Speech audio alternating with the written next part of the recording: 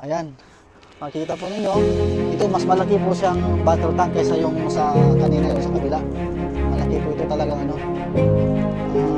Buo pa siya. Buo pa yung battle tank. So, kita natin.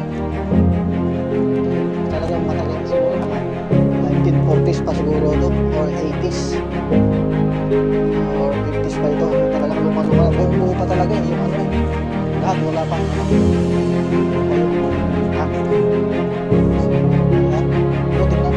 Ito yung ano, yung exhaust niya. Nasa harap pala yung exhaust niya. This is the exhaust. Nasa harap pala yung exhaust niya. Akala ko sa likod pag yung mga tangke na